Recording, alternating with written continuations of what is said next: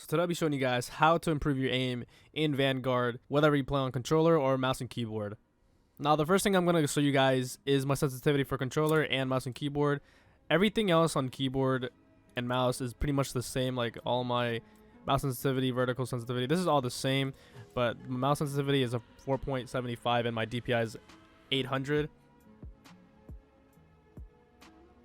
And then for my controller settings, I run 7.7 and all the default ADS sensitivities and stick and move, whatever. Aim response curve type I use dynamic, and then controller vibration off. I'm pretty sure all this is not important. Okay, and then for dead zone I have 1313 00 99 99. You don't have to copy these exact dead zones. What you want to do is have them as low as possible, as long as you don't get stick drift. And then for the final setting is your target aim assist. So if you snipe a lot or like to snipe, I recommend running target aim assist mode focusing or precision. And the reason being is that you get a way more sticky aim assist. Like I'll show you guys like right now actually. Alright, first I'll be showing you guys the default aim assist, which is okay, hold on, this guy's too close. Which is this is the default what the game comes with. And hopefully it doesn't kill me. This is focusing. He killed me, didn't he? Oh, no, okay. This is focusing. As you can see, it literally just slows down as soon as it gets to the person. I don't know how long the range. I can't see that guy, but that's all you need to know about focusing. It literally just slows down harder than the other aims. As you can see, I didn't even see that person. I just like randomly shot. But anyway, yeah, if you guys like sniping, I don't recommend using this for like red gunning, but it's mostly for snipers. I don't have as much success with focusing as much as I do with sniping. I don't snipe that much, so I don't really use it that much. But when I do snipe, I do switch to focusing just because it makes it easier for me, because I'm not a good sniper whatsoever. So now I'm just gonna give you guys like a general tip. I see a lot of people, what they do is just they have their crosshair like on the floor. Like they just have their crosshair like looking at the floor, like right here. They're going up the stairs and then they're like looking at the stairs instead of like going like this. Like as you can see, like if there's a guy, let's say like right here or like right here, and your crosshair's like right here, you're gonna have to like adjust instead of oh, you know. So like just make sure that your crosshair is always like lined up to like places like going up the staircase. Like instead of that, you want to like go look up. So like when the moment comes, your crosshair's already up instead of you having to adjust like up a staircase or something like that. I feel like that's just like the main general tip that I have, because it's like it's just like a lot of people just like look at the ground. I die and I spectate and they're just like, oh, there's a guy right there. Oh, wait. Oh, and then they end up dying because like, you know, the time to kill in this game or any Call of Duty is just like low. Just like that 0.1 second like that you have like from looking at the ground and then just picking up your crosshair. That's like life and death right there. Also, one thing you need to know if you play on mouse and keyboard is actually the most important thing you'll ever hear. Now, what you want to do is press your Windows key, go to control panel.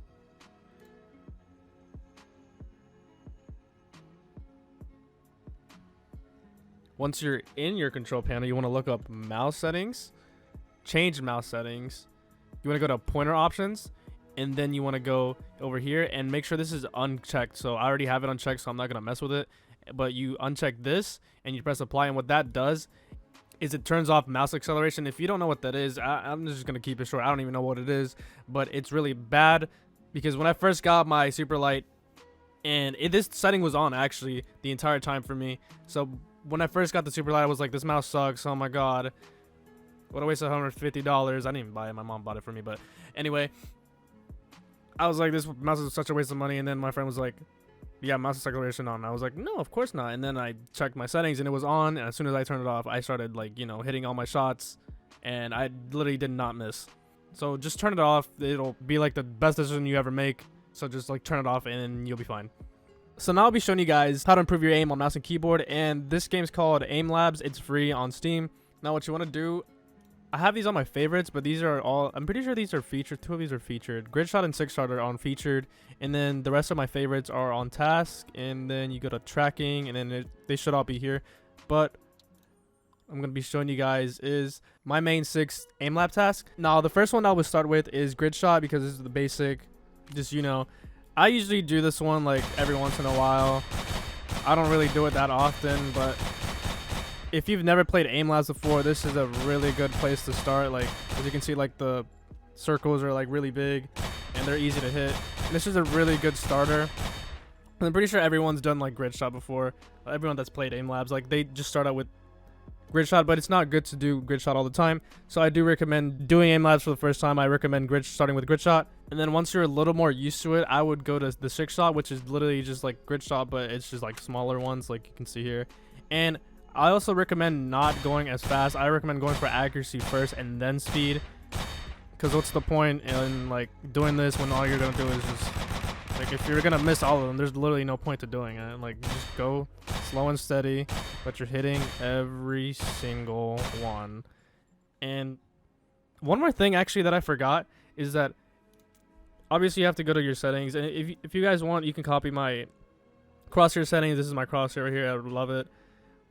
These are the settings. Audio, that's whatever. Graphics, that's whatever as well. Visuals, controls. I use my Apex Legends settings, but it's just the same as Call of Duty and any other game. You can have Arc, Battalion, Battlefield, Borderlands, Call of Duty. It's basically all the same. But for me, I just use my Apex Legends settings. I do not recommend copying my settings because everyone's different. Everyone's going to find their own sensitivity, whatever. I mean, you could play around with this, and if you think it's too high or too low, because I'd play on really low sense, but I do have a lot of space, and sometimes I even, like, you know, just run into my keyboard. Like right there, I barely even move my mouse, and I run into my keyboard. But, yeah, just play around with it. I mean, if you want to start out with, like, 1.4, again, this is Apex Legends settings, so every setting is going to be different. Like, Valorant is going to say, like, 0.35 or something like that. But, yeah, that's the 6-shot. For the next ones, I feel like these are more important than the grid shot and then the 6-shot, because tracking is a way more important skill to me in Call of Duty than grid shot itself. I'd start out with the strafe track, and what this one is just like, I'm pretty sure you all know what tracking is. It's literally just tracking the ball.